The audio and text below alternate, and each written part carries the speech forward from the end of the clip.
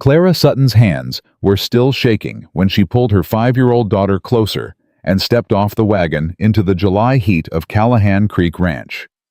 12 hours ago, Vernon Shaw had given her an ultimatum: marry him or lose her child. 6 months ago, she'd buried her husband in the Montana dirt.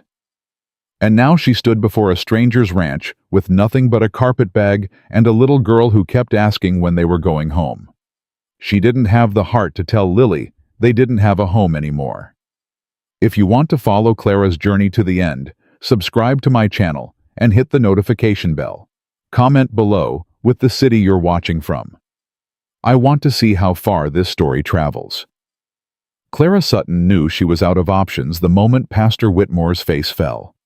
She stood in the back room of the Willow Creek Church, her daughter Lily pressed against her worn skirt, and watched the old man read the letter in his hands for the third time. The July sun beat through the small window, turning the cramped space into an oven, but Clara didn't move to wipe the sweat from her brow. She'd learned long ago that showing discomfort was showing weakness, and weakness got you eaten alive in this territory. "Clara," Pastor Whitmore said finally, setting the letter down on his desk. His voice carried that particular gentleness people used when delivering bad news. "Vernon Shaw has filed a petition with Judge Morrison."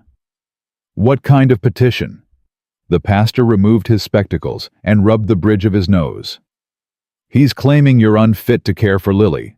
Says a woman without means, without a home, without a husband, can't properly raise a child. He's asking the court to grant him guardianship." Clara felt the words hit her like a physical blow, but she kept her face still. Lily's small hand tightened on her skirt. "Mama." "Hush now, baby. The grown-ups are talking." She looked at Pastor Whitmore, her jaw set hard. "He can't do that. She's my daughter, my blood." "The law out here." The pastor shook his head. "It ain't always kind to women in your situation. Vernon's got money influence. He's been talking to folks around town telling them you've been living in my storage shed, that Lily's been going hungry." "She hasn't gone hungry a single day," Clara cut in, her voice sharp. "I've made sure of that." "I know, child. I know." Pastor Whitmore stood and walked to her, placing a weathered hand on her shoulder. "But Vernon Shaw doesn't need the truth. He just needs enough people to believe his version of it." Clara closed her eyes. 6 months. That's all it had been since Thomas died. 6 months since that horse threw him, and she'd held his hand while he choked on his own blood. 6 months since his family had shown up at the funeral with documents claiming the cabin and land were never really his to give. She'd lost her husband, her home, and her place in the world, all in the span of 3 weeks. And now Vernon Shaw wanted to take the only thing she had left. "What does he really want?" Clara asked, though she already knew the answer. Pastor Whitmore sighed. "He came to see me yesterday. Said if you'd agree to marry him, he'd withdraw the petition. Said he needs a mother for his children and you need a provider for yours. Called it a practical arrangement." Clara laughed, but there was no humor in it. "Practical. That's what he calls it." She remembered Vernon Shaw at Thomas's funeral. The way he'd stood too close, his hand lingering on her arm when he offered condolences. The way his eyes had traveled over her body like he was appraising livestock. She'd known then what he wanted. Men like Vernon always wanted the same thing: control over something that didn't belong to them. "There's another option," Pastor Whitmore said carefully. Clara opened her eyes. "I'm listening." "There's a ranch about 15 miles east of here. Callahan Creek Ranch. Biggest spread in the territory. The man who owns it. Ezra Callahan, he's been looking for help. Kitchen work, household work. He sent word to me last month asking if I knew anyone trustworthy." "Why are you telling me this now?" The pastor hesitated. "Because Ezra Callahan is a fair man, a decent man. If you're on his land working for him, Vernon Shaw can't touch you. Ranch hands are considered under the protection of the rancher who employs them. It's an old law, but it's still on the books. And he'd take me, a widow with a child. He'd take anyone I vouch for. Ezra and I go back 20 years. I married his parents before he was born." Clara looked down at Lily, who was watching the conversation with those big hazel eyes that missed nothing. Her daughter was 5 years old and had already seen more hardship than most people faced in a lifetime. The thought of handing her over to Vernon Shaw, to a man who saw them both as possessions to be acquired, made Clara's stomach turn. "When can we leave?" Pastor Whitmore's face softened with relief. "I'll send word today. Ezra's foreman comes to town every Wednesday for supplies. That's tomorrow. He can take you back with him." Clara nodded slowly. It wasn't a solution. It was a delay, a temporary shelter from a storm that was still building on the horizon. But it was something. And right now something was more than she'd had an hour ago. "Mama," Lily tugged at her skirt. "Are we going somewhere?" Clara knelt down, brushing a strand of auburn hair from her daughter's face. "We're going to a ranch, baby. A big one with horses and cows and wide open spaces." "Will there be other children?" "I don't know. But there'll be new things to see and new people to meet. Won't that be an adventure?" Lily considered this with the gravity only a 5-year-old could muster. "Will the bad man be there? The one with the cold eyes?" Clara's heart clenched. She hadn't realized Lily had noticed Vernon's attention had picked up on the predatory quality in his gaze. "No, baby, the bad man won't be there, I promise." The wagon arrived at dawn the next morning. Clara had spent the night in the church storage shed, same as she had for the past 3 weeks, surrounded by boxes of hymnals and broken pews waiting to be repaired. She'd barely slept, her mind churning through possibilities and fears. But when she heard the creak of wagon wheels on the dirt road, she was already dressed and ready. The man driving the wagon was older than she expected, maybe 60, with dark skin weathered by decades of sun and a white beard that stood out against his face. He wore practical clothes, work pants, a faded shirt, a wide-brimmed hat that had seen better days. "You the widow Whitmore told us about?" His voice was deep and direct. "Clara Sutton. This is my daughter Lily." The man studied them both for a long moment, and Clara forced herself not to fidget under his gaze. She knew what he was seeing: a woman in a dress that had been mended too many times, with hands roughened by work and eyes shadowed by sleepless nights. A child who was too thin and too quiet for her age. "Name's Samuel," he said finally. "I'm the foreman at Callahan Creek. Pastor says you're a hard worker." "I am." "Says you've had some trouble with Vernon Shaw." Clara's jaw tightened. "That's my business." Samuel's expression didn't change, but something shifted in his eyes. "Shaw's been trying to buy land along our eastern border for 2 years now. Mr. Callahan turned him down flat every time. Don't much care for the man myself." He reached down and offered Clara his hand. "Come on then, it's a long ride and it's going to be hot." Clara lifted Lily into the wagon first, then climbed up herself, settling onto the hard wooden seat. As Samuel clicked his tongue and the horses began to move, she looked back at the church where she'd spent the last weeks of her life. Pastor Whitmore stood in the doorway, one hand raised in farewell. She lifted her own hand in response, then turned to face forward. Whatever lay ahead, it had to be better than what she was leaving behind. The ride to Callahan Creek took nearly 4 hours. Lily fell asleep against Clara's shoulder within the first hour, exhausted by the early morning and the rocking motion of the wagon. Clara envied her daughter's ability to find peace so easily. Her own body was rigid with tension, her mind cataloging every detail of the landscape as they traveled. Samuel wasn't much for conversation, which suited Clara fine. She didn't have the energy for small talk, but occasionally he would point out a landmark or share some piece of information about the territory. "That creek there marks the edge of Callahan land," he said as they crossed a shallow stream. "Everything from here to those mountains belongs to Mr. Callahan." Clara looked at the distant peaks, trying to gauge the distance. "How much land is that?" 60,000 acres, give or take. Took him 15 years to build it up, but he did it right. Fair wages, decent treatment. Men stay with him for years. "What's he like, Mr. Callahan?" Samuel was quiet for a moment, considering the question. He's a hard man to know. Keeps to himself mostly. But he's fair. Honest. Treats everyone the same whether they're a ranch hand or a senator. I've known him since he was 20 years old, and I've never seen him go back on his word. Why isn't he married? The question slipped out before Clara could stop it, and she immediately wished she could take it back. It wasn't her business, and it made her sound like she was calculating possibilities that she had no right to calculate. But Samuel just shrugged. Hasn't found the right woman, I suppose. Or maybe he has, and she wasn't interested. Ezra don't talk much about personal matters. They rode in silence for another hour before the ranch house came into view. Clara had expected something grand given the size of the operation. What she saw instead was a large but practical structure, 2 stories of solid timber, with a wide porch that wrapped around the front and sides. There were outbuildings scattered nearby, a barn, a bunkhouse, what looked like a chicken coop. Everything was well maintained, but not ostentatious. This was a working ranch, not a showpiece. Miss Clara. Lily had woken up rubbing her eyes with small fists. Are we there? We're there, baby.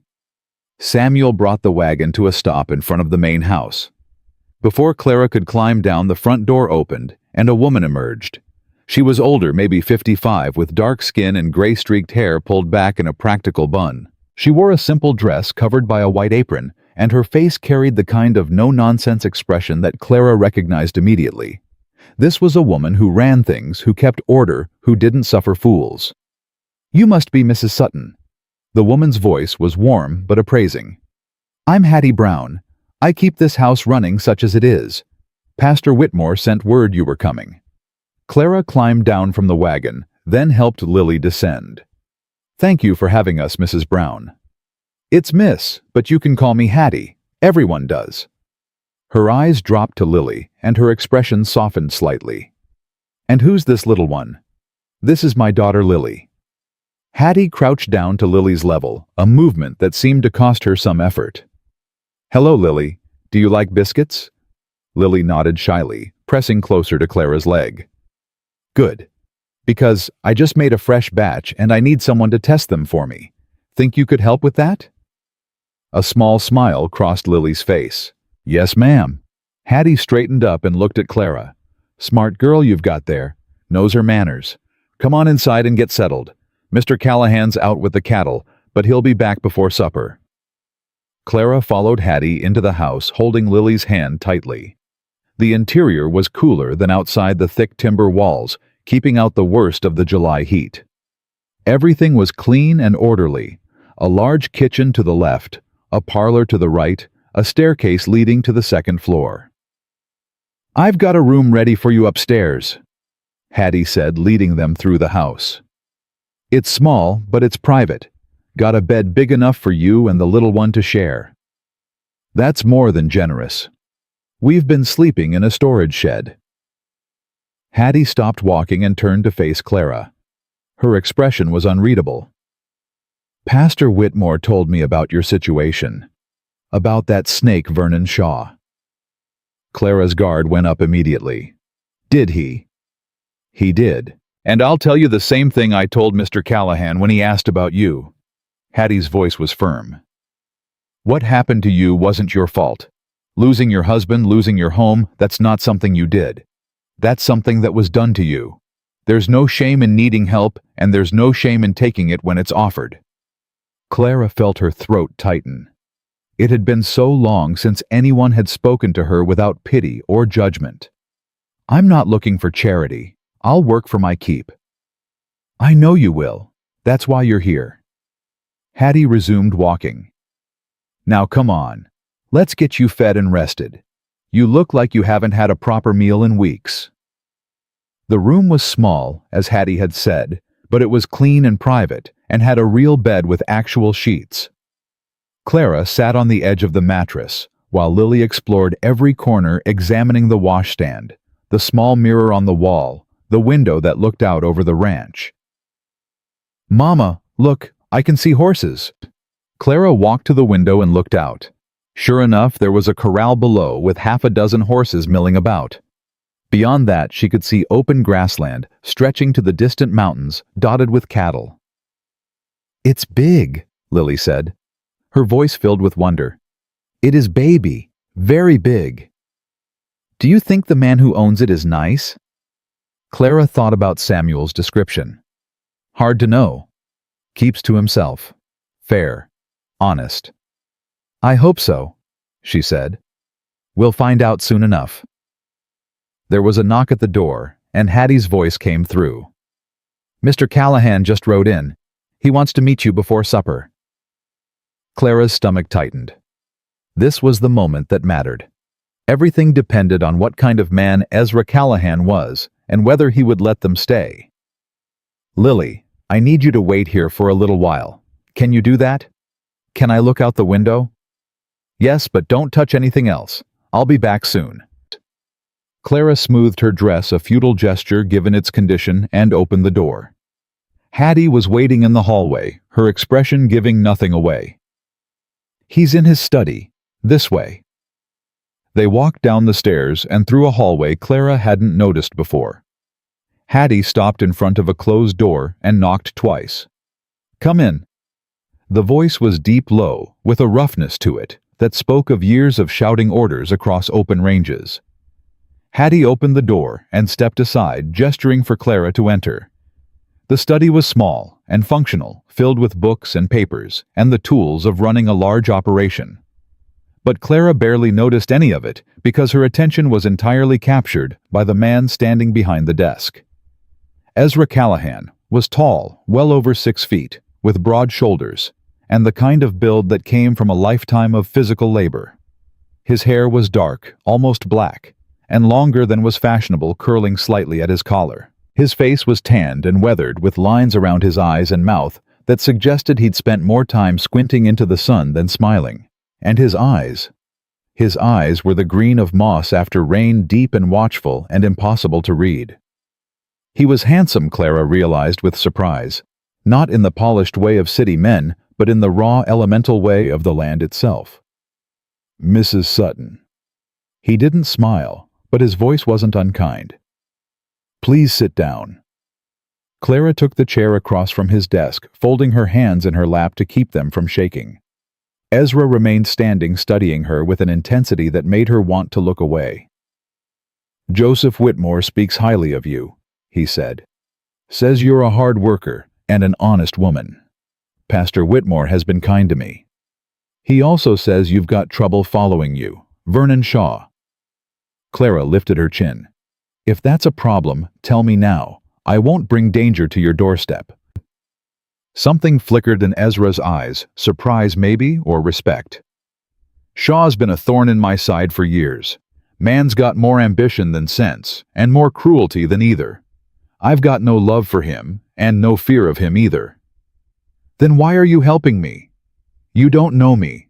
I could be everything Shaw says I am." "Are you?" The question was direct, almost challenging. Clara met his gaze without flinching. "I'm a widow with a 5-year-old daughter. 6 months ago, I had a husband, a home, and a future. Now I've got nothing but the clothes on my back and a little girl who's counting on me to keep her safe. I'll work harder than any hand you've ever hired. I'll earn my keep twice over. But I won't lie to you, and I won't pretend to be something I'm not." Ezra was silent for a long moment. Then slowly, he sat down in the chair behind his desk. "Joseph tells me Shaw's filed a petition. Wants to take your daughter." "Yes." "Why?" "Because he wants to marry me, and I refused. This is his way of forcing my hand." Ezra's expression darkened. "A man who uses a child as leverage isn't a man at all." "No," Clara agreed quietly. "He isn't."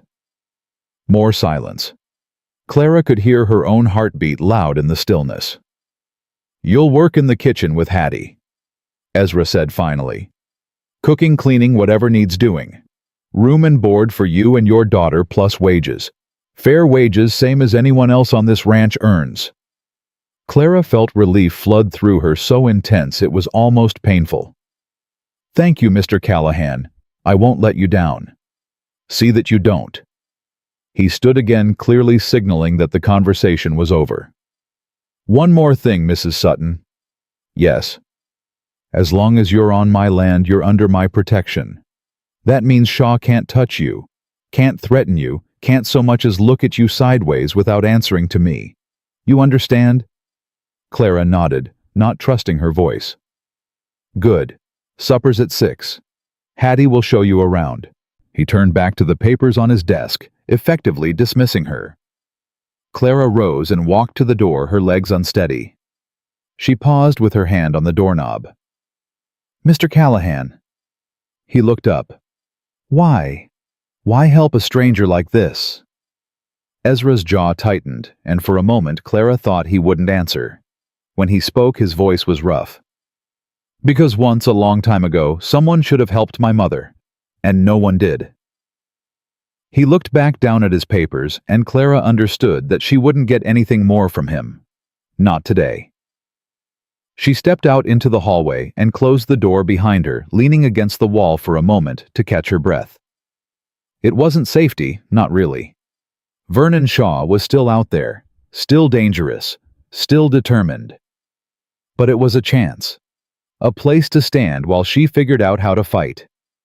And for the first time in 6 months, Clara Sutton felt something that might have been hope. Clara woke before dawn the next morning, her body still trained to rise early even when exhaustion pulled at every muscle. Lily was curled against her side, breathing softly, her small hand clutching the worn fabric of Clara's nightgown. For a moment, Clara let herself lie still, listening to the unfamiliar sounds of the ranch coming to life. Men's voices drifted up from somewhere below. A horse whinnied. The clang of metal on metal suggested someone was already at work in the blacksmith's shed.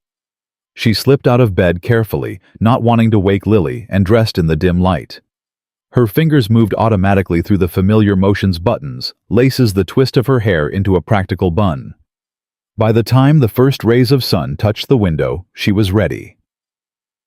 Hattie was already in the kitchen when Clara came down, her hands moving with practiced efficiency as she prepared what looked like enough food to feed an army. "You're up early," Hattie said without turning around. "I'm used to it." "Good. Grab that apron and start on the biscuits. Dough's already mixed, just needs cutting and baking. Men eat at 6 sharp, and God help anyone who makes them wait."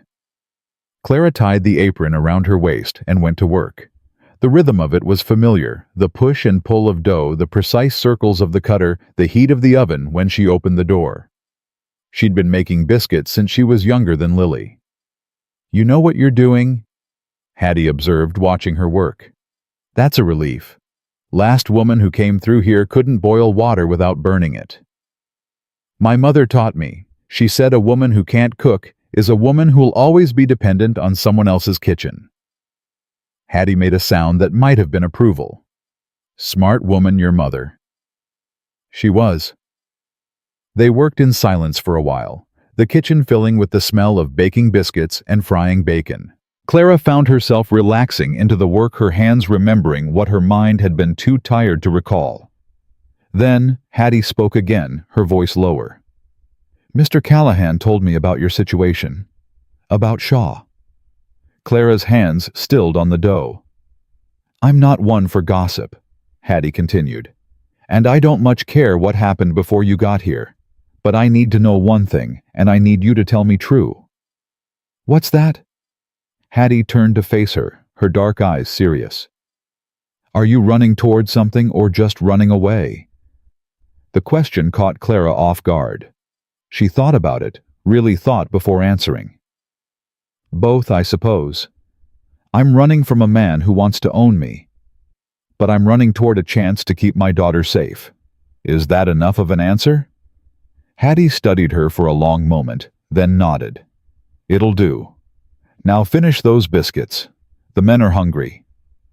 The ranch hands started filing in just before 6, a parade of dusty boots and weathered faces. Clara counted 12 of them, ranging in age from a boy who couldn't have been more than 16 to a grizzled old man with a beard that reached his chest. They took their places at the long table with the ease of men who'd done it 1,000 times before. Samuel came in last, taking a seat at the head of the table. He nodded at Clara when he saw her. "Morning, Mrs. Sutton. Sleep well?" "Well enough, thank you." A younger man near the end of the table looked up sharply. He had a narrow face and suspicious eyes, and he was staring at Clara like she was something unpleasant he'd found on the bottom of his boot. "This the widow?" he asked, his voice carrying a sneer. "The one running from Vernon Shaw?" The table went quiet. Clara felt every eye turned toward her. "That's enough, Billy," Samuel said, his voice carrying a warning. "I'm just asking a question." Billy leaned back in his chair, a mean smile on his face. "Shaw's been telling folks in town she's trouble. Says she's a liar and a thief, and any man who takes her in is asking for problems." Clara set down the plate of biscuits she'd been carrying. Her hands wanted to shake, but she wouldn't let them. "Mr. Shaw can say whatever he likes. Doesn't make it true." "Maybe. Maybe not." Billy's eyes traveled over her in a way that made her skin crawl. "But a woman who'd run from a man like Shaw, a man with money and position, makes you wonder what she's hiding." "I said that's enough." Samuel's voice was sharp now, hard as iron.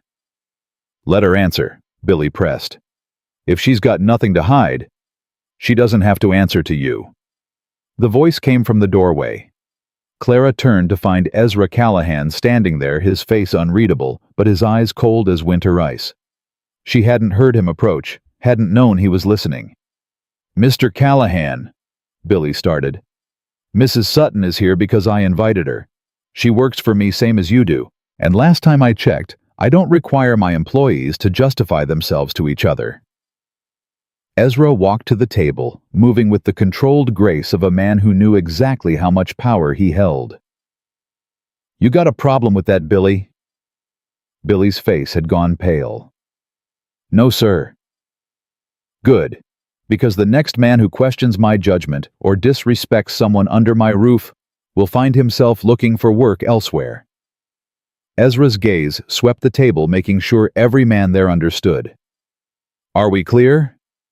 A chorus of "Yes, sir" rumbled through the room. Ezra nodded once, then took his seat at the head of the table opposite Samuel. "Now let's eat. We've got cattle to move today." Clara served the meal with steady hands, though inside she was anything but steady. She could feel Billy's resentment, like heat from a fire, could sense the curiosity of the other men, but none of them spoke to her again. And when she finally retreated to the kitchen, Hattie was waiting with something like approval on her face. "You handled that well." "I didn't handle anything. Mr. Callahan did." "You didn't cry, didn't run, didn't apologize for existing. That's more than most would do." Hattie handed her a cup of coffee. "Drink this. You've earned it." Clara took the cup, wrapping her cold fingers around its warmth. "Who is Billy? Why does he hate me already?" "Billy Thornton's been here about 2 years. He's got a chip on his shoulder the size of Montana, and a mouth that writes checks his fists can't cash." Hattie shook her head. "He's also got family that works for Vernon Shaw. Probably been filling his head with poison." "So Shaw has eyes on this ranch?" "Shaw has eyes everywhere. That man's been trying to buy out Mr. Callahan for years, and every time he gets turned down, he finds some new way to make trouble." Hattie's expression darkened. "You watch yourself around Billy, you hear? He's the type to smile while he slides a knife in your back." Before Clara could respond, a small voice called from the doorway. "Mama!" Lily stood there in her nightgown, her hair a tangled mess, her eyes wide and uncertain. She was clutching her rag doll to her chest like a shield. "Baby, what are you doing down here?" Clara set down her coffee and hurried to her daughter. "I told you to stay upstairs." "I woke up and you were gone." Lily's lower lip trembled. "I thought you left me." Clara's heart cracked right down the middle. She knelt down and pulled Lily into her arms, holding her tight. "I would never leave you. Never. You hear me? No matter what happens, I will always come back for you."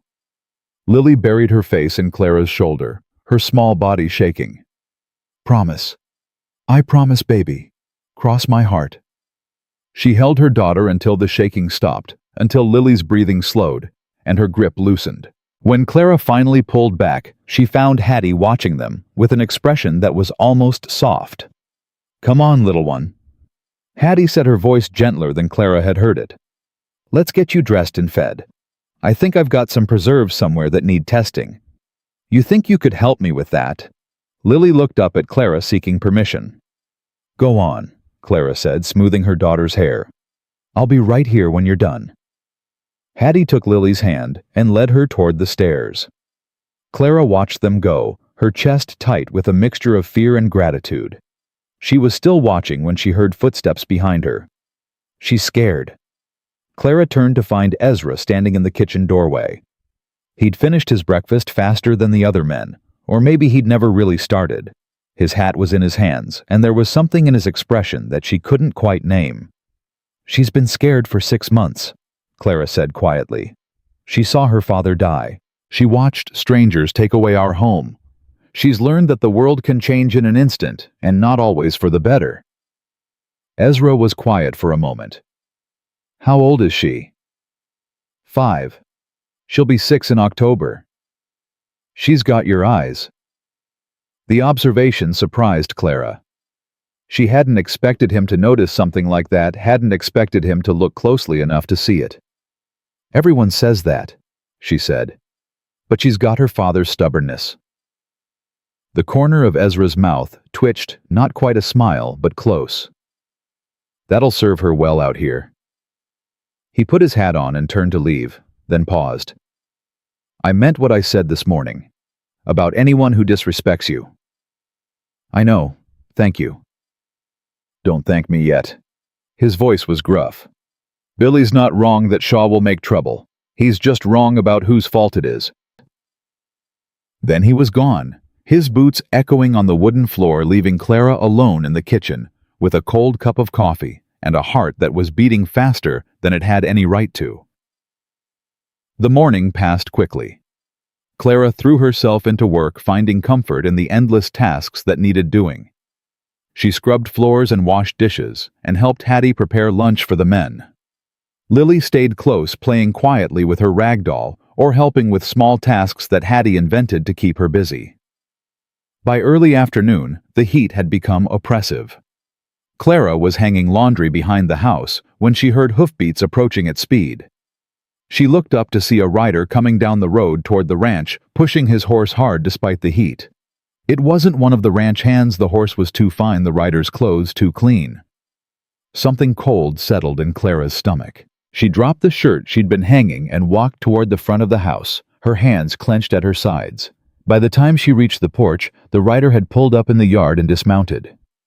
He was young, maybe 20, with the soft hands and pale skin of someone who didn't do manual labor. He wore a suit that was too heavy for the weather and carried a leather satchel over his shoulder. "I'm looking for Mrs. Clara Sutton," he said, his voice carrying the crisp tones of education. Clara stepped forward.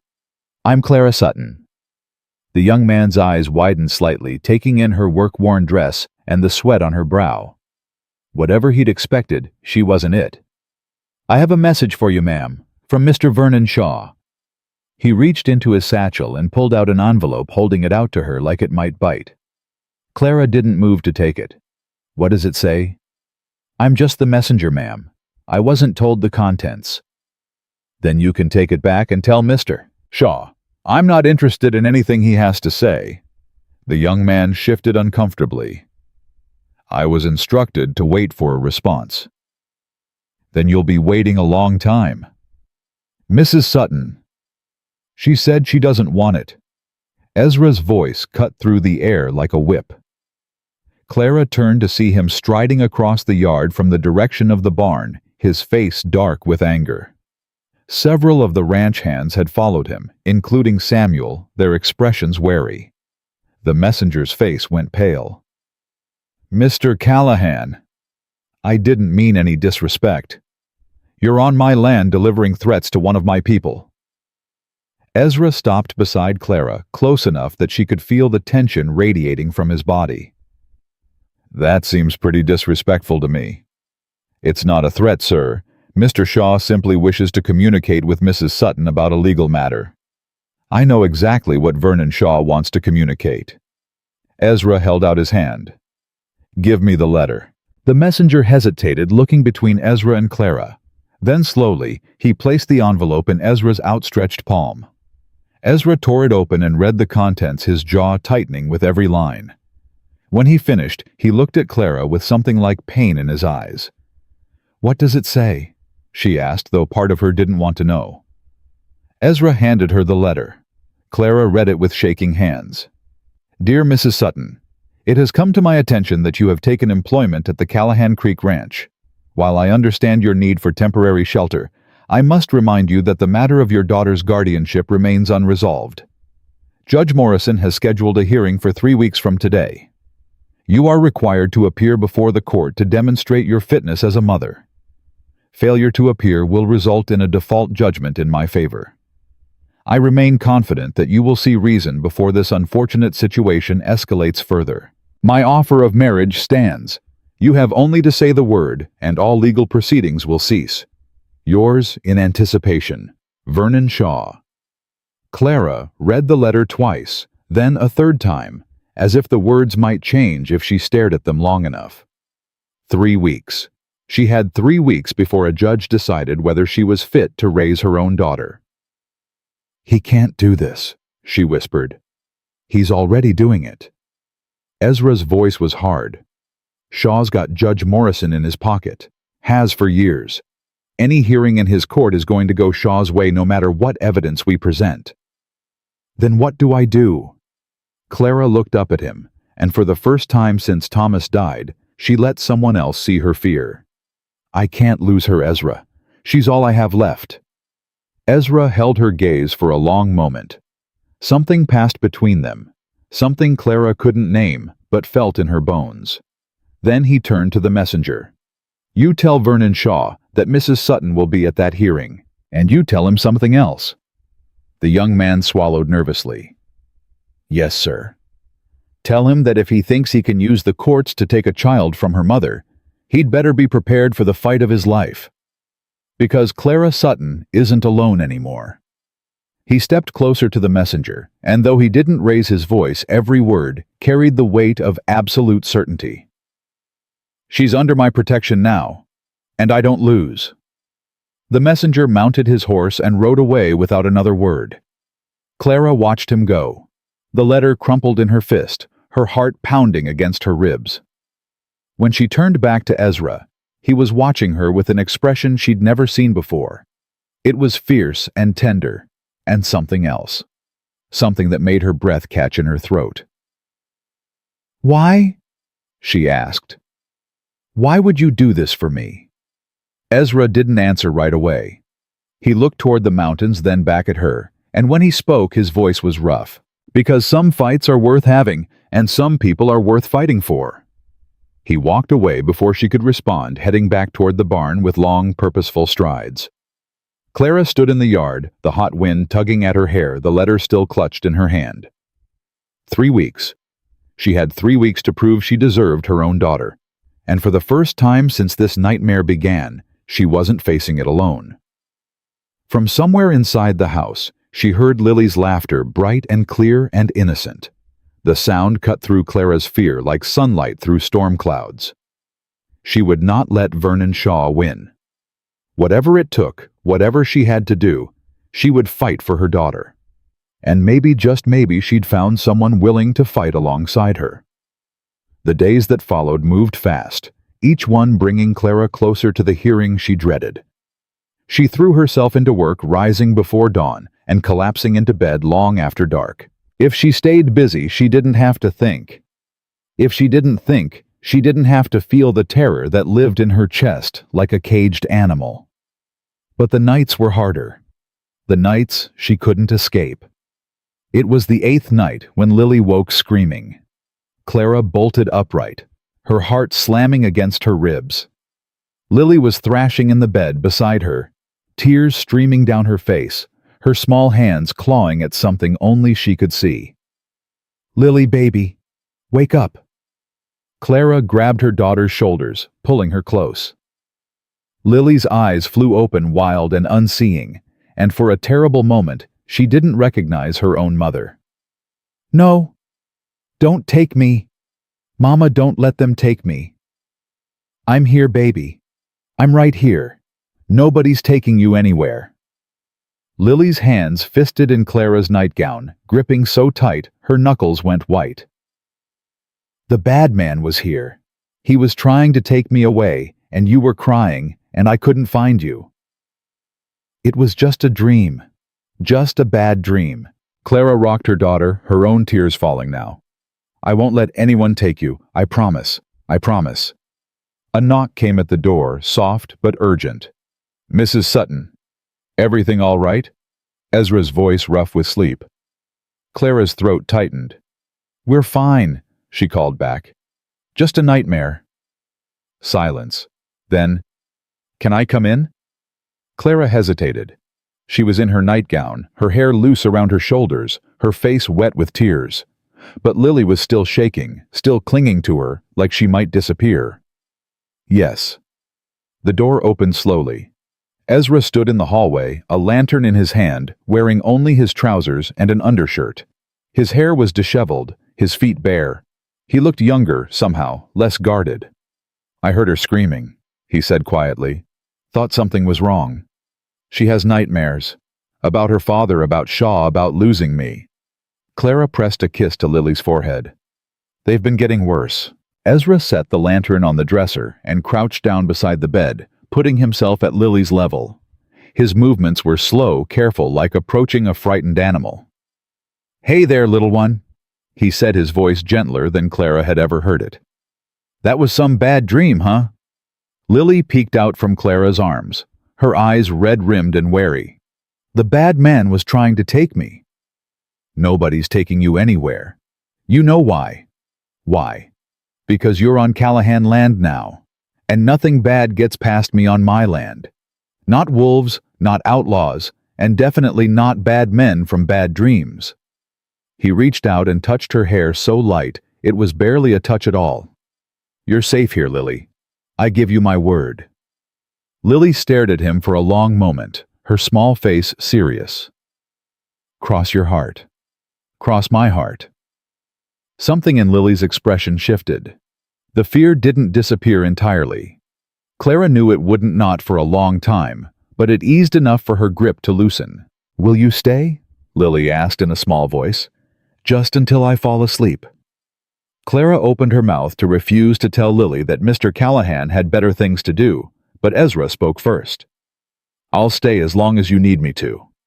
He pulled the chair from the corner and sat down beside the bed.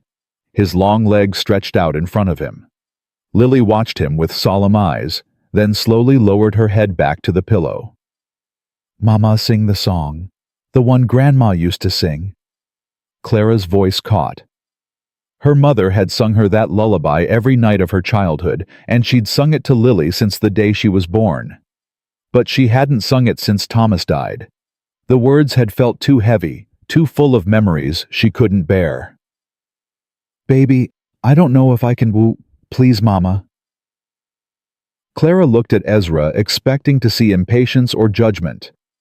Instead, she saw understanding, kindness, an encouragement she hadn't asked for but desperately needed.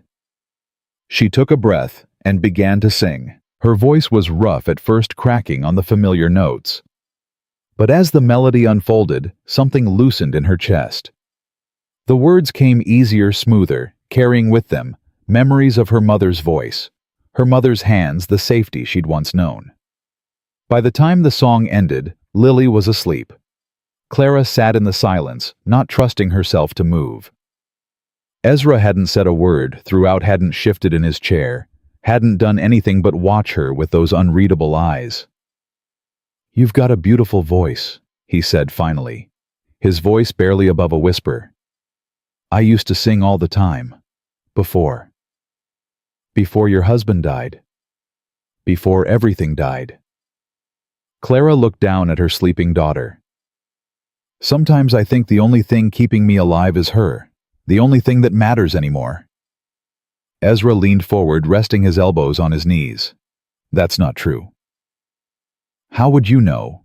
Because I've been where you are. I've stood in that dark place where nothing seems worth living for, where every morning feels like a fight, just to open your eyes. His jaw tightened. After my mother died, I spent 2 years doing nothing but working myself into the ground, trying to fill the hole she left behind. I thought if I stopped moving, if I let myself feel it, it would swallow me whole. Clara met his eyes. What changed? I realized I wasn't honoring her by destroying myself. I was just making her death mean nothing. He reached out, not quite touching her hand, but close enough that she could feel the warmth of his skin. Your daughter needs you, Clara.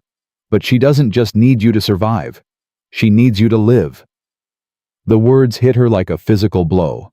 She'd spent so long in survival mode, putting one foot in front of the other, getting through each day without breaking, that she'd forgotten there was anything else. Forgotten that life could be more than just endurance. I don't know how, she whispered. You don't have to know yet. You just have to be willing to try. Ezra stood, his hand brushing hers as he moved. Get some sleep, Clara. Tomorrow's gonna be a long day. He picked up the lantern and walked to the door. But before he left, he turned back. For what it's worth, I think you're stronger than you know. Stronger than Shaw, stronger than fear. I've seen a lot of people break under less than what you've been through. His eyes held hers in the dim light. You're still standing. That means something. Then he was gone, the door closing softly behind him. Clara sat in the darkness, her sleeping daughter warm against her side, and for the first time in 6 months, she let herself believe that maybe things could get better. The next morning brought trouble.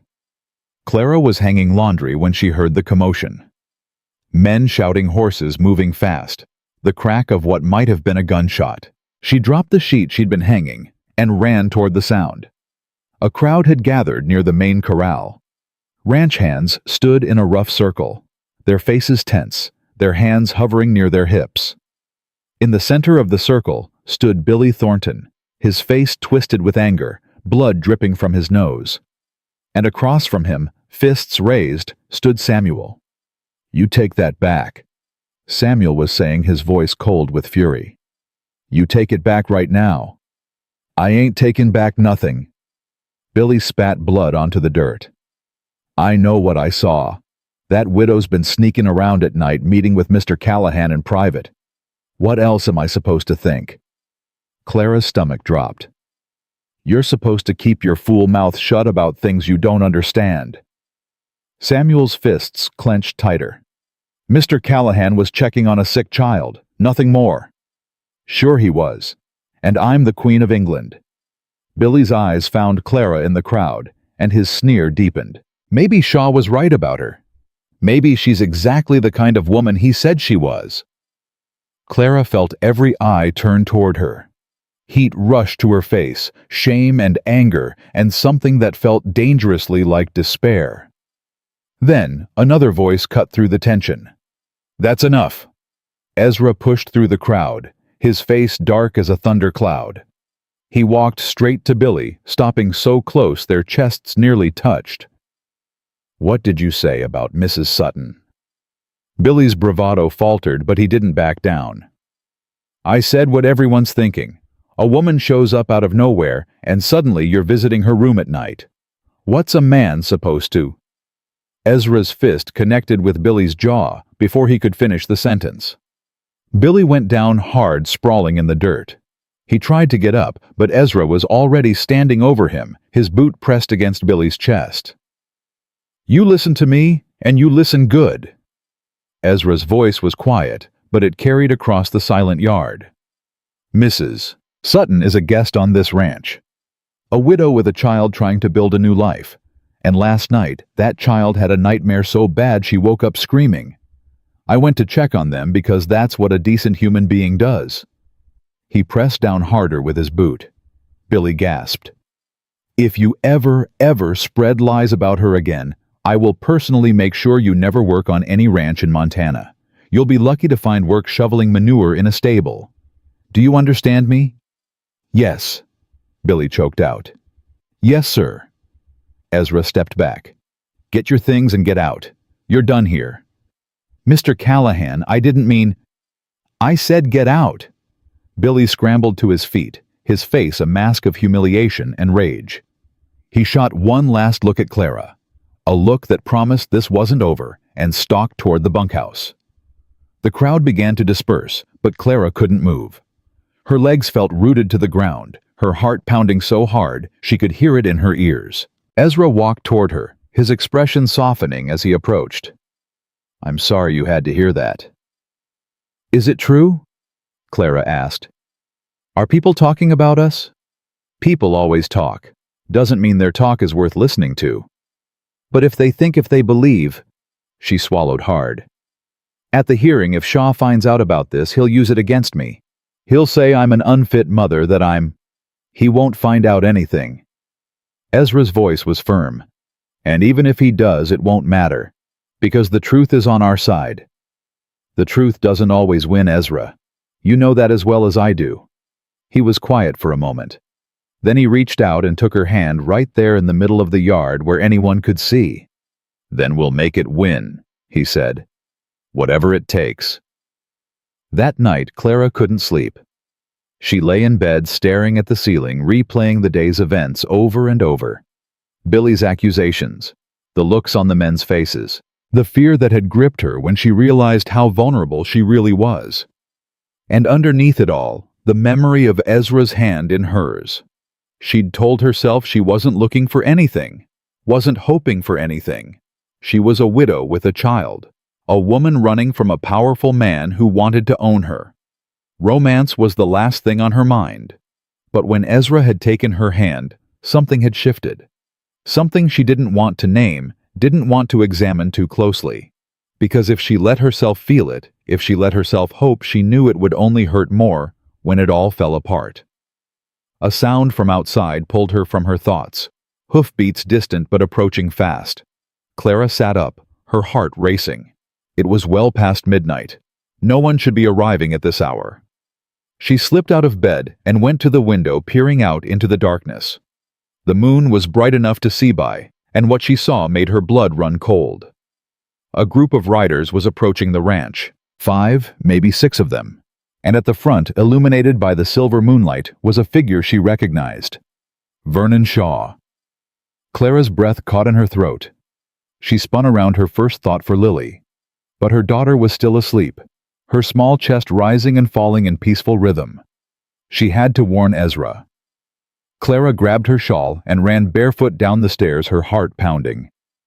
She reached the front door just as a voice bellowed from outside. "Callahan! I know you're in there. Come out and face me like a man." The door to Ezra's study flew open. He emerged fully dressed, a rifle in his hands, his face hard as granite. "Stay inside," he told Clara. "Don't let Lily come down no matter what you hear." "Ezra." "I mean it, Clara. Stay inside." He walked past her and opened the front door, stepping out onto the porch. Clara didn't listen. She followed him, stopping just inside the doorway where she could see and hear everything. Vernon Shaw sat on his horse in the middle of the yard, flanked by 5 men. He was older than Clara remembered, his face bloated and mean, his eyes glittering with something that looked like madness. "Shaw."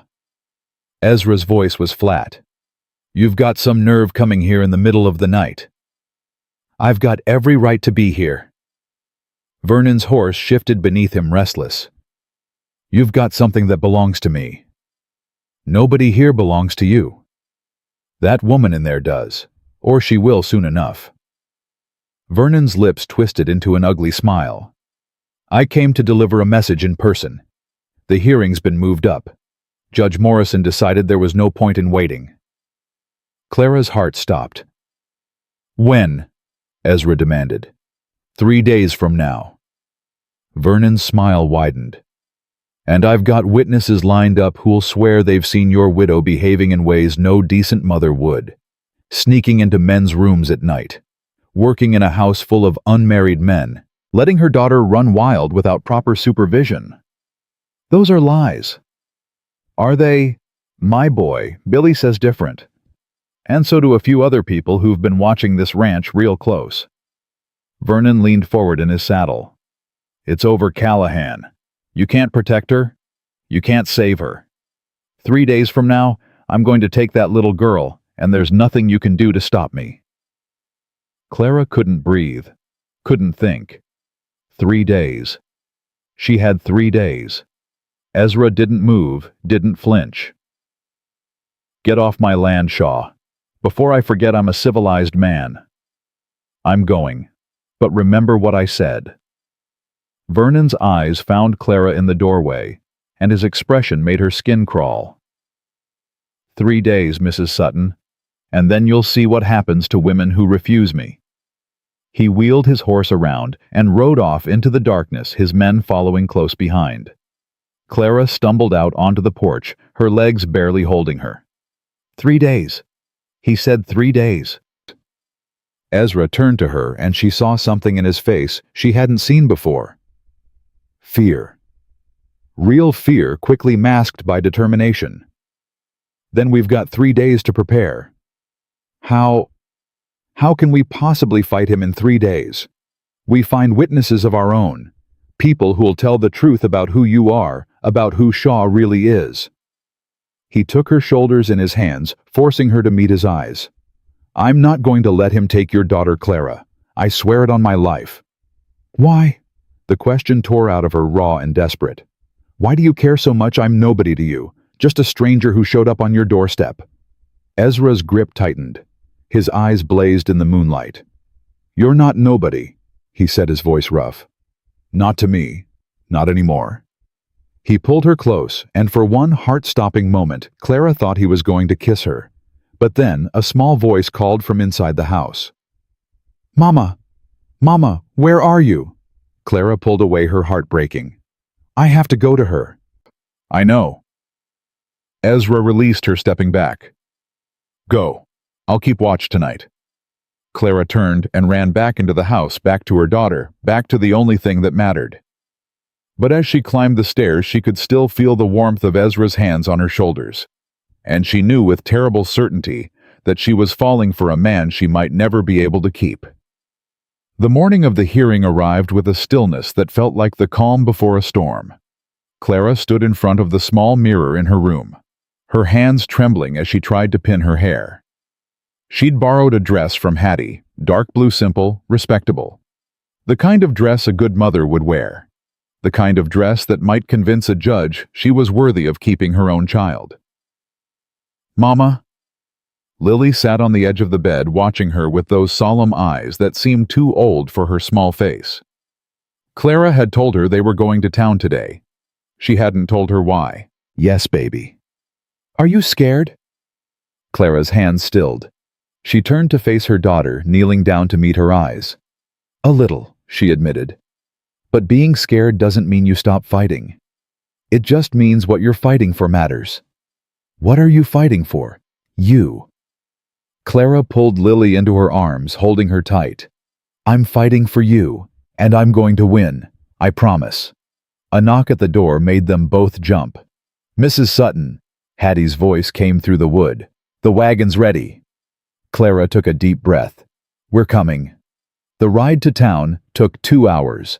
Clara sat in the back of the wagon with Lily on her lap, Ezra driving, Samuel riding alongside. 4 more ranch hands followed on horseback, men who had volunteered to come, who had insisted on it, who had told Clara they wanted to stand with her. She hadn't expected that. Hadn't expected any of it. Pastor Whitmore met them at the edge of town, his weathered face creased with worry. "Shaw's been busy," he said, falling into step beside Ezra as they walked toward the courthouse. "He's got half the town convinced you're harboring a fallen woman.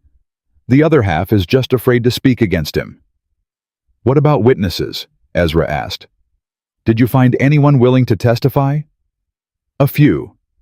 Mrs. Chen from the general store, the blacksmith's wife. A couple others who remember Mrs. Sutton from before her husband died." Pastor Whitmore shook his head. "But I don't know if it'll be enough. Judge Morrison's been taking money from Shaw for years. This trial's rigged before it even starts." Clara's heart sank, but she kept walking. She couldn't afford to fall apart now. Not with Lily's hand in hers, not with everything at stake. The courthouse was a small building at the center of town, its wooden walls bleached by years of sun. A crowd had gathered outside, curious onlookers. Shaw's supporters, a few faces Clara recognized from her previous life. They parted as her group approached, whispers following in their wake. There she is, the widow. Shaw says she's been living with those ranch hands. All those men and her, a woman alone. Poor little girl. What kind of mother drags a child into that situation? Clara kept her eyes forward, her grip on Lily's hand tightening. She would not let them see her fear. She would not give them that satisfaction. Inside, the courtroom was already full. Vernon Shaw sat at the front, surrounded by his lawyers and supporters, his face smug with anticipated victory. When he saw Clara enter, his smile widened. "Mrs. Sutton, so glad you could join us." Clara didn't respond. She walked past him to the table on the opposite side, where a single chair waited for her. Ezra guided her to her seat, then positioned himself directly behind her, close enough that she could feel his presence like a shield at her back. "All rise for the Honorable Judge Harold Morrison." The judge entered through a side door, a heavy-set man with small eyes and a permanent scowl. He took his seat at the bench, shuffling through papers with an air of bored impatience. "We're here to determine the matter of guardianship for the minor child, Lily Rose Sutton," Judge Morrison announced. "Mr. Shaw has filed a petition claiming the child's mother is unfit. Mrs. Sutton has the right to defend herself. Let's get this over with." Shaw's lawyer stood. He was a thin man with a weasel's face and the oily confidence of someone who knew the game was rigged in his favor. "Your Honor, my client seeks only to protect an innocent child from an unstable environment. Mrs. Sutton has demonstrated a pattern of poor judgment that puts her daughter at risk."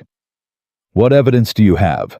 the judge asked, though his tone suggested he didn't particularly care.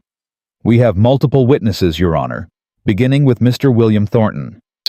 Billy walked to the front of the room, his face carefully composed. But when his eyes met Clara's, she saw the triumph in them, the revenge. "Mr. Thornton," the lawyer began, "you were recently employed at the Callahan Creek Ranch, where Mrs. Sutton has been residing. Can you tell the court what you observed?" "Yes, sir. I saw Mrs. Sutton coming out of Mr. Callahan's room late at night, more than once. She was in her nightclothes and he was—" Billy paused for effect. "Well, he wasn't exactly dressed proper either." Gasps rippled through the courtroom. Clara felt her face burn with humiliation. "And the child?" the lawyer pressed. "Where was the child during these encounters?" "Alone in her room, I reckon. That little girl was always running around unsupervised, getting into things she shouldn't. Mrs. Sutton was too busy with her activities to pay proper attention." "That's a lie." Clara was on her feet before she could stop herself. "He's lying." Judge Morrison banged his gavel. "Sit down, Mrs. Sutton. You'll have your chance to speak." "But he's—" "Sit down." Ezra's hand came to rest on her shoulder, gentle but firm. "Easy," he murmured. "Don't give them what they want." Clara sank back into her chair, her whole body shaking. Billy smirked at her from the witness stand, and she wanted to scream at the injustice of it. He was destroying her with lies, and no one was stopping him. 3 more witnesses followed. A woman Clara had never seen before claimed to have heard her using foul language in front of Lily. A man swore he'd seen her stumbling drunk through town, though Clara hadn't touched liquor since Thomas died. Each lie was more outrageous than the last, but Judge Morrison accepted them all without question, his pen scratching across paper as he pretended to take notes. By the time Shaw's lawyer finished, Clara felt like she'd been beaten. The crowd was muttering, casting dark looks in her direction. Even the people she'd hoped might support her seemed uncertain, their faith shaken by the weight of false testimony. "Mrs. Sutton," Judge Morrison said, "do you have any witnesses to speak on your behalf?" Clara stood on legs that felt like water. "Yes, Your Honor. I'll speak." Ezra's voice cut through the room. He stepped forward, moving past Clara to stand in the center of the courtroom, facing the judge directly. "Mr. Callahan, Judge Morrison said, his eyes narrowing. "This is highly irregular." "I don't care about regular, Your Honor. I care about the truth." Ezra's voice was steady, but Clara could see the tension in his shoulders, the controlled fury in his stance. "Every word you've heard today has been a lie.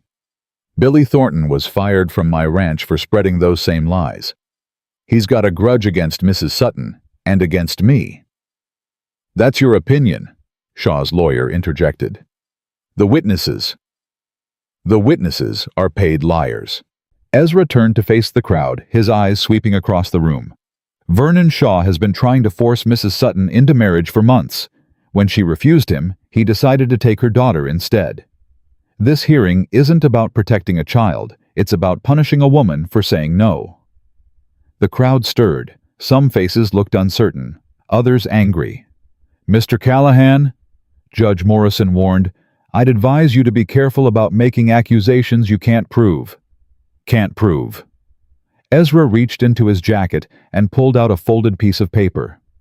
"I've got a letter here from Thomas Sutton, Mrs. Sutton's late husband, written 2 days before he died." Clara's breath caught. She hadn't known about any letter, hadn't known Thomas had written anything. "Where did you get that?" she whispered. Ezra didn't look at her, but his voice softened. "Pastor Whitmore found it among your husband's effects.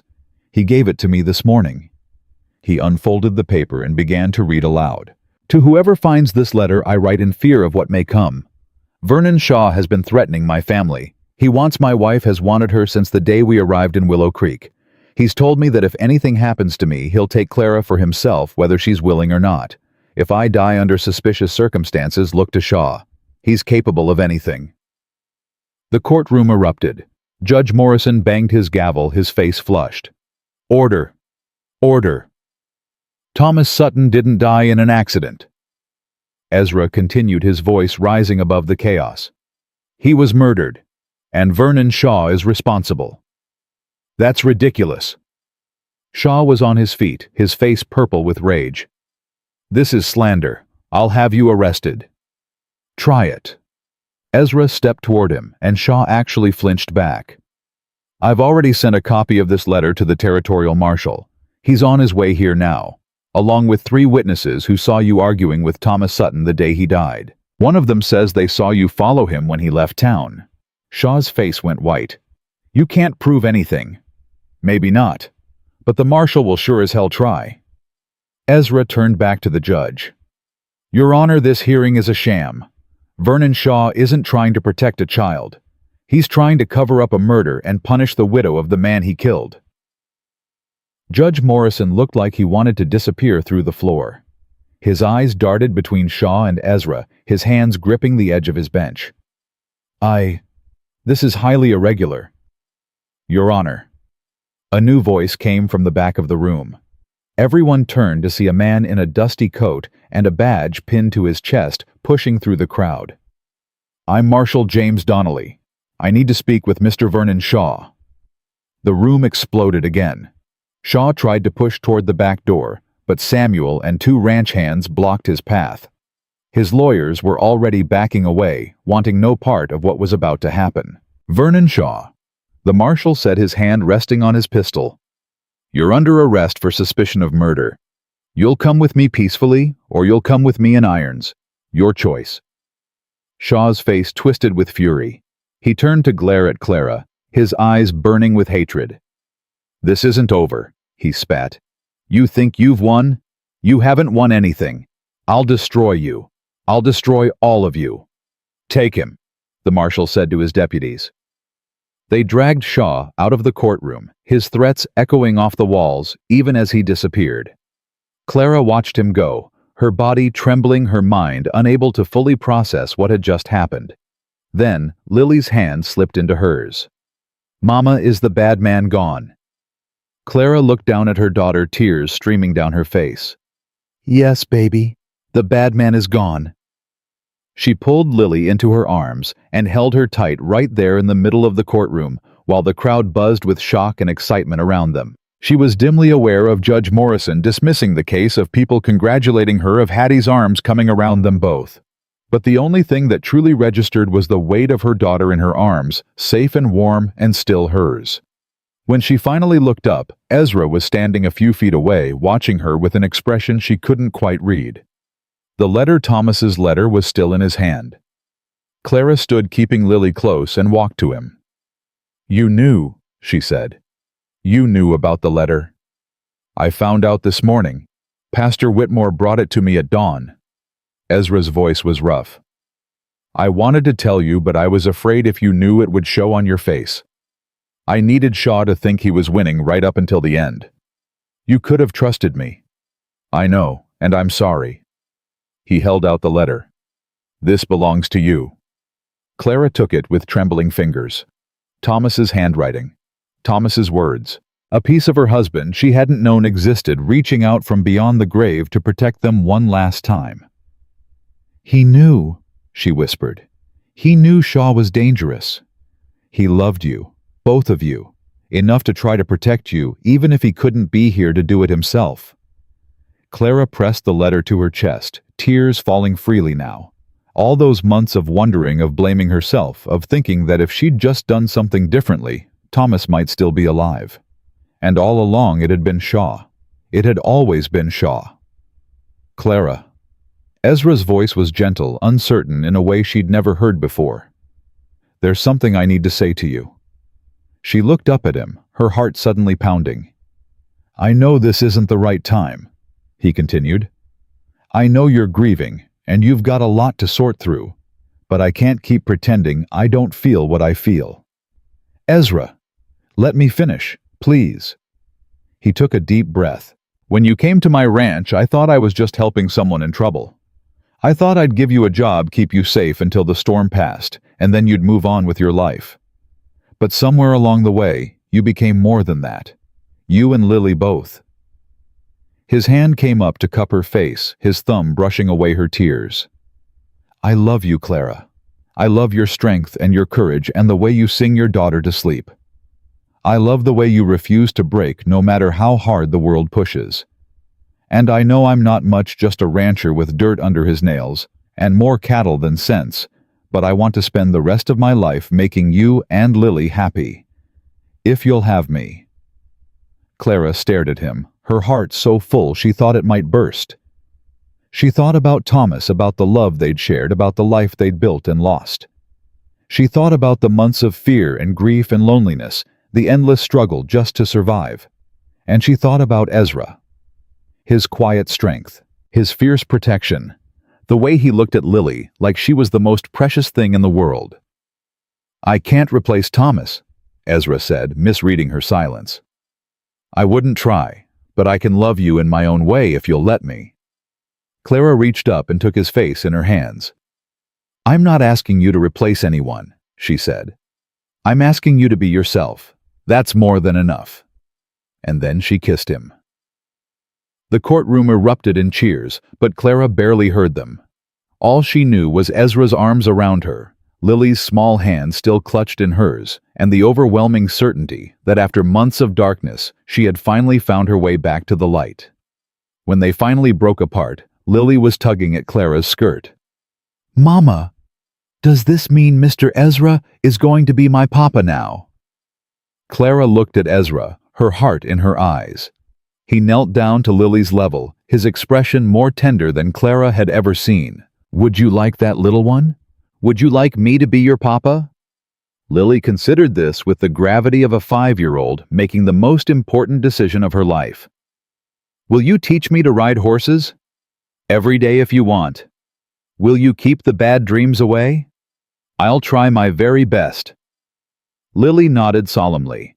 Then she threw her arms around Ezra's neck, hugging him tight.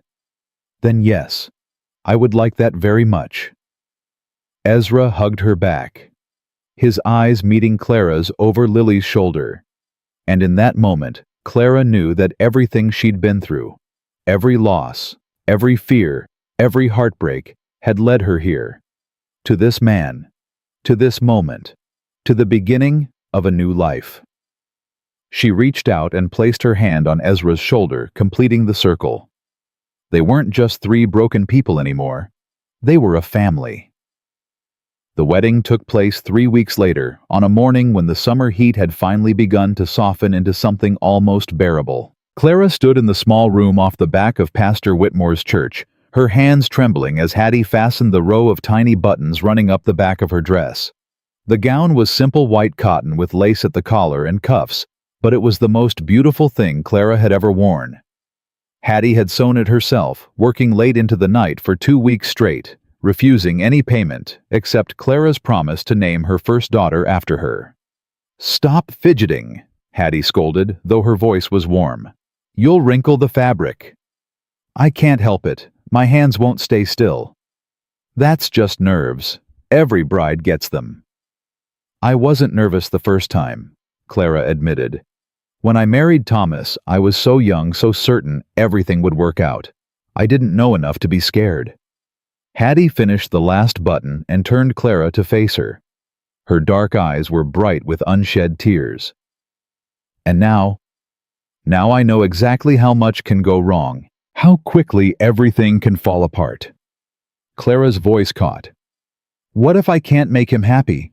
What if I'm not enough?" "Child." Hattie took Clara's face in her hands, her grip firm but gentle. "That man out there has waited 34 years to find someone worth loving. He built that ranch with his own 2 hands, hoping someday he'd have a family to fill it. And then you came along, you and that precious little girl, and I watched him come alive in a way I'd never seen before." She brushed a tear from Clara's cheek. "You're not just enough for him, Clara. You're everything. Don't you ever forget that." A knock at the door made them both jump. "Mama!" Lily's voice came through the wood. "Can I come in?" Clara laughed through her tears. "Yes, baby. Come in." The door opened, and Lily stepped through, wearing a dress that matched Clara's white cotton with tiny blue flowers embroidered along the hem. Her auburn hair had been brushed until it shone, tied back with a blue ribbon that kept slipping loose. "You look beautiful, Mama." "So do you, sweetheart." Lily walked closer, her expression unusually serious. "Mama, I need to tell you something." "What is it?" "I talked to Papa Thomas last night." Clara's breath caught. "You... what?" "In my dream. He came to see me." Lily's voice was matter-of-fact, the way children speak of impossible things. "He said he's glad we found Mr. Ezra. He said Mr. Ezra will take good care of us, and we shouldn't be sad anymore. He said he'll always love us, but it's okay for us to love someone else too." Clara sank to her knees, pulling Lily into her arms. The tears she'd been holding back spilled over, soaking into her daughter's hair. "Oh, baby, that's the most beautiful thing anyone's ever told me." "Don't cry, Mama. Papa Thomas said you cry too much. He said it's time to be happy now." Clara laughed through her tears, a real laugh, light and free, in a way she hadn't felt in months. "He's right. He was always right about the important things." She pulled back and looked at her daughter, this small, fierce creature who had kept her going through the darkest days of her life. In a few minutes, they would walk out of this room and start a new chapter. A new life. A new family. "Are you ready?" Clara asked. Lily nodded solemnly. "I've been ready for ages. You're the one who keeps crying." Hattie burst out laughing. "Lord, this child is going to keep you on your toes." Clara stood smoothing her dress and taking a deep breath. "All right, let's not keep my husband waiting." The church was small and full. Ranch hands lined the pews, their hats removed and their faces scrubbed clean. Pastor Whitmore stood at the altar, his worn Bible open in his hands. Mrs. Chen sat in the front row with the blacksmith's wife, both of them dabbing at their eyes with handkerchiefs. But Clara saw none of it. She saw only Ezra. He stood at the front of the church, his broad shoulders squared, his dark hair combed back from his face. He wore a suit she'd never seen before, simple black wool with a white shirt underneath, and for a moment he looked like a stranger. Then his eyes met hers across the length of the aisle, and his whole face transformed. The smile that broke across his features was like sunrise after a long, dark night. It was joy and wonder and something that looked almost like disbelief, as if he couldn't quite believe this moment was real. Clara walked toward him, Lily's hand in hers, and with every step she felt the weight of the past falling away. The grief, the fear, the endless struggle just to survive. All of it faded into the background, replaced by something new, something bright, something that felt suspiciously like hope. When she reached the altar, Ezra took her free hand in his. His palm was warm and calloused, strong and steady. "You're beautiful," he whispered, his voice rough with emotion. "You clean up pretty well yourself." Pastor Whitmore cleared his throat. "Shall we begin?" The ceremony was simple, the vows traditional. But when Ezra spoke his promises to love, to honor, to cherish, his voice broke on the words, and Clara saw tears slip down his weathered cheeks. This man who had faced down outlaws and wrestled cattle and built an empire from nothing was crying at his own wedding, and Clara loved him all the more for it. "I now pronounce you husband and wife," Pastor Whitmore announced. "Ezra, you may kiss your bride." Ezra cupped her face in his hands and kissed her with a tenderness that made Clara's heart ache. The church erupted in cheers, but she barely heard them. All she knew was this moment, this man, this new beginning. When they finally broke apart, Lily was tugging at Ezra's sleeve.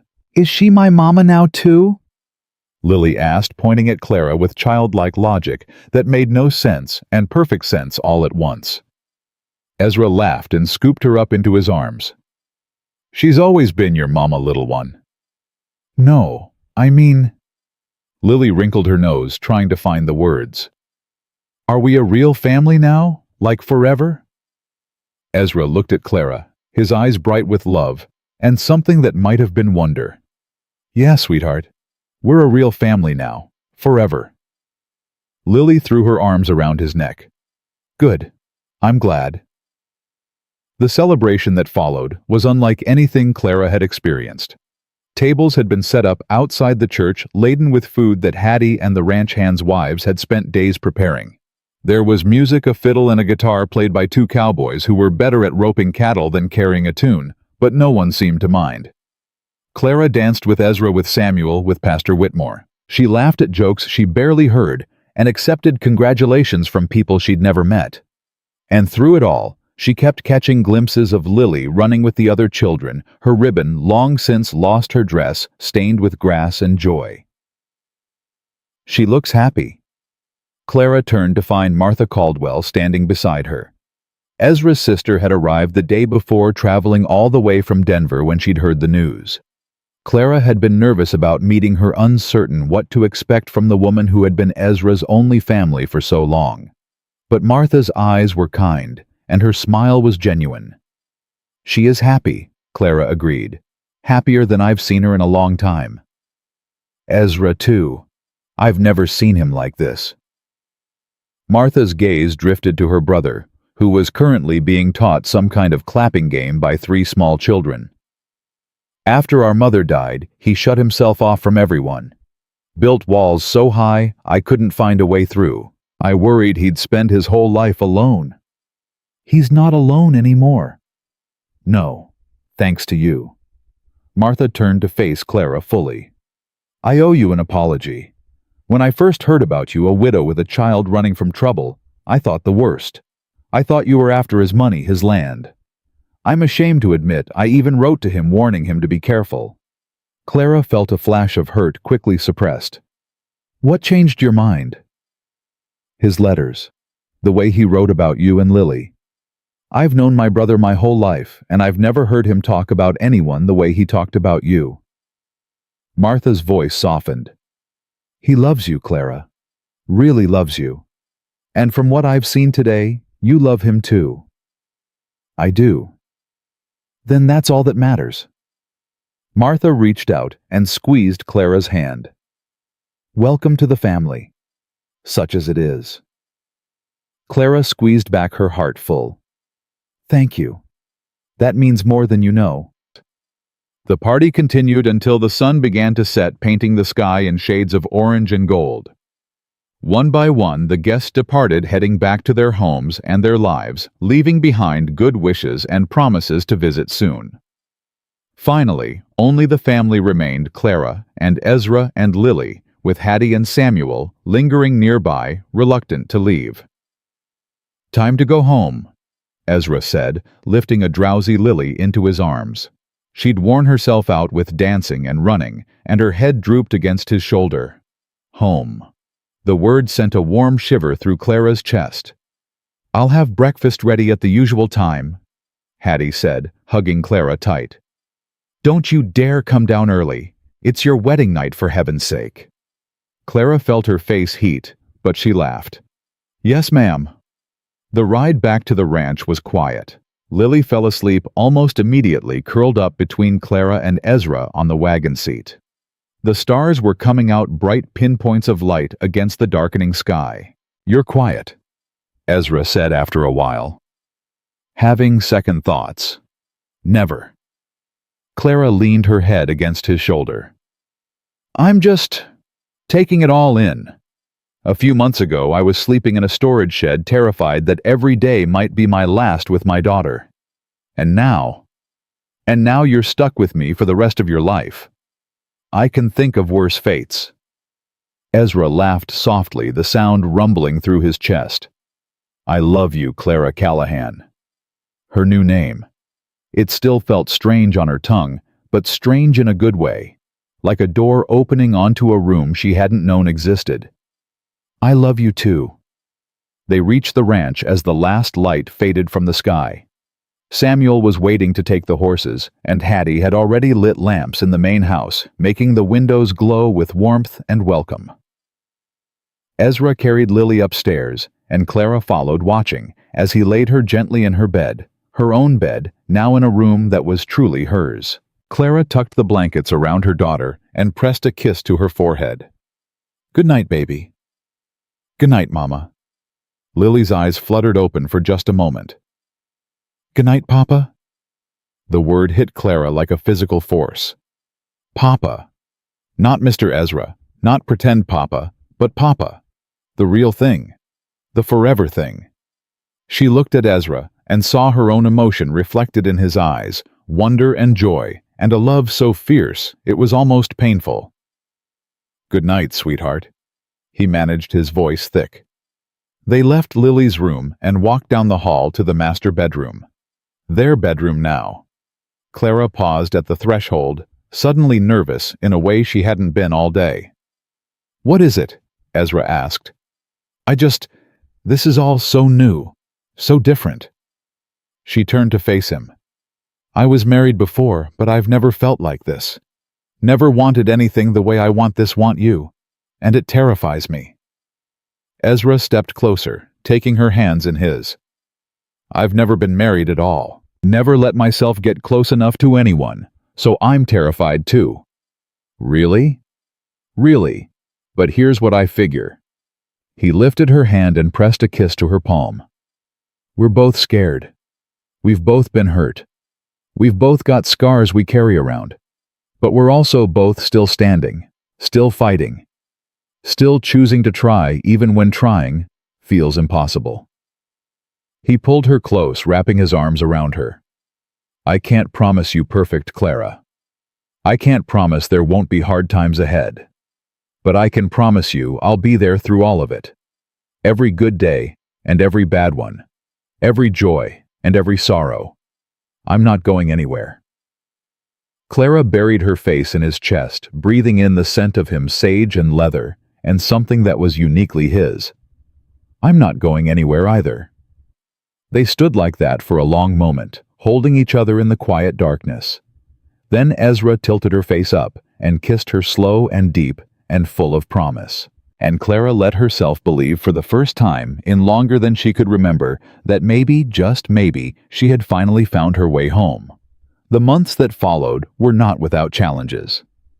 There were cattle to tend, and crops to plant, a household to run, and a child to raise. Clara learned to ride properly, to keep accounts, to manage the endless details of running a ranch. She learned which of the hands could be trusted with responsibility and which needed watching. She learned the rhythms of the land, the wet season and the dry, the calving and the branding, the long cattle drives that took Ezra away for weeks at a time. But through it all, there was love. Love in the quiet mornings when she and Ezra sat on the porch together watching the sunrise. Love in the loud evenings when Lily regaled them with stories of her adventures, her imagination growing wilder by the day. Love in the stolen moments between chores, the brush of a hand, the meeting of eyes across a crowded room. Vernon Shaw's trial came and went. He was found guilty of Thomas's murder. The witnesses Ezra had found came forward, and Shaw's own arrogance provided the final evidence.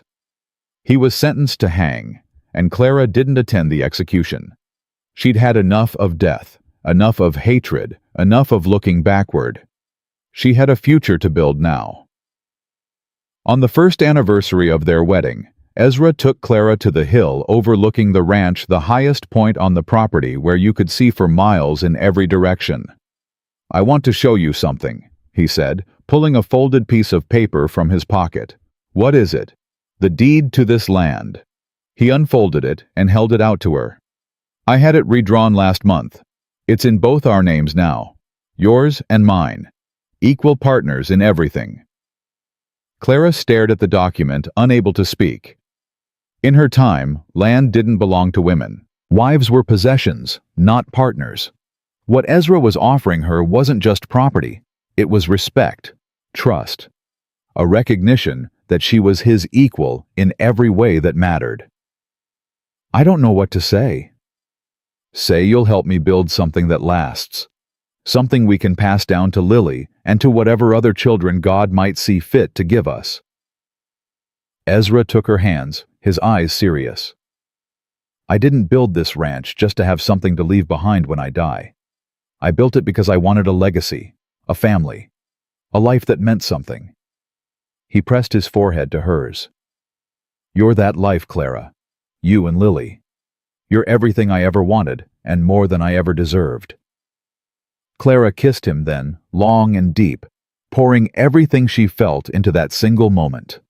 The gratitude and the love, the hope and the promise, the fierce determination to honor what they'd built together.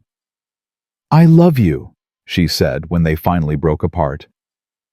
"I love you too. More than words can say."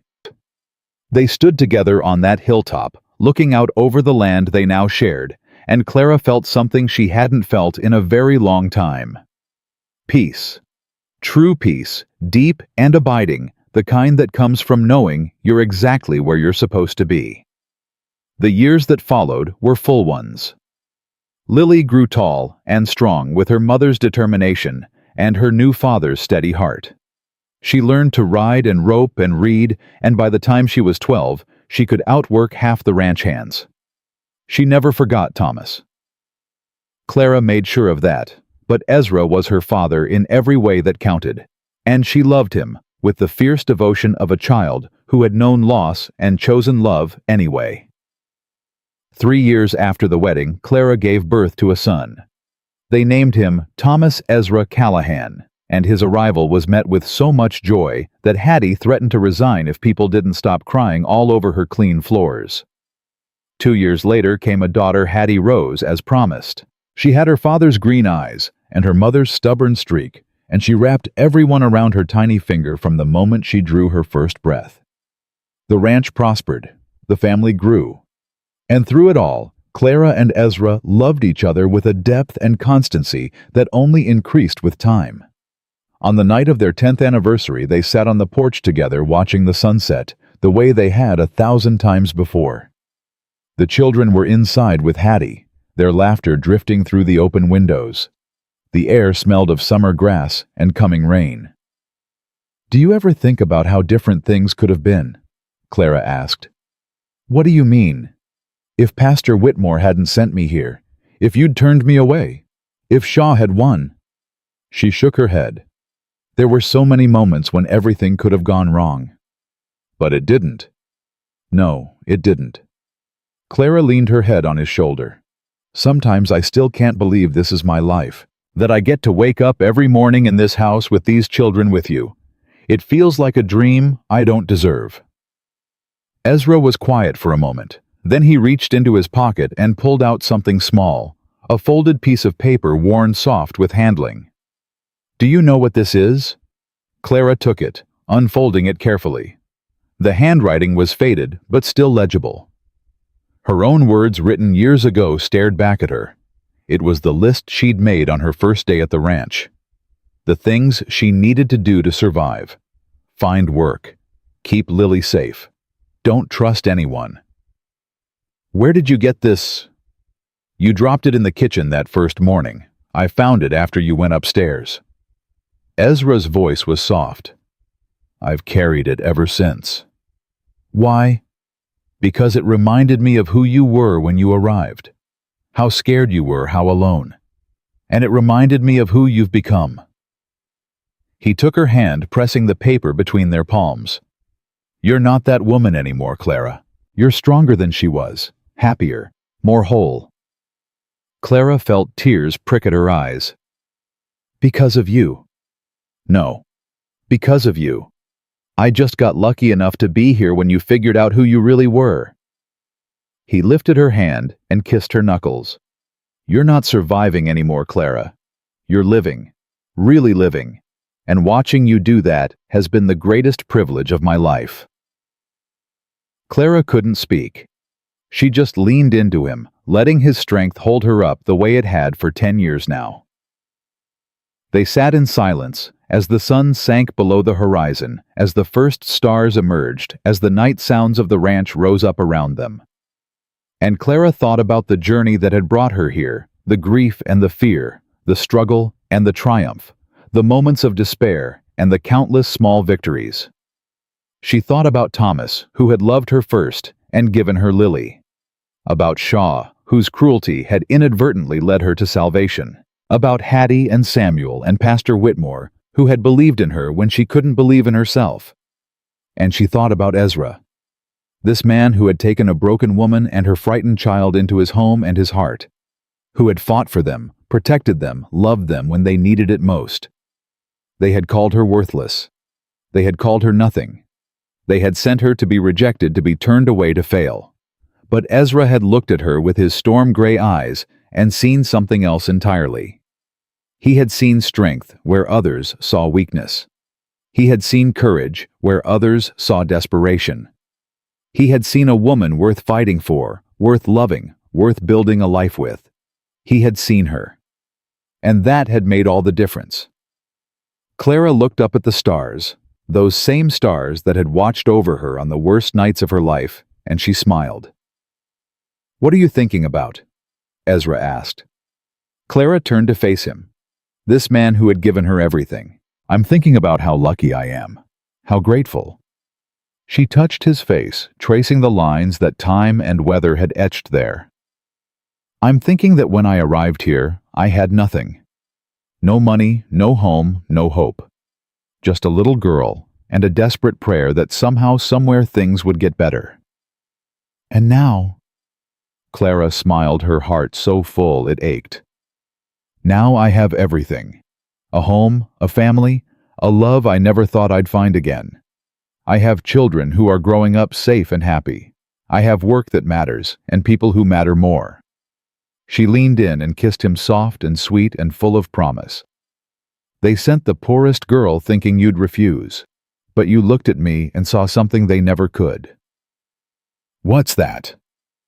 Clara's voice was steady, certain, filled with a peace that had taken years to find. You saw that I was richer than gold, and you were right. She took his hand, and together they walked inside toward the light and the laughter and the life they had built together. A life that proved once and for all that the truest wealth has nothing to do with money, and everything to do with love.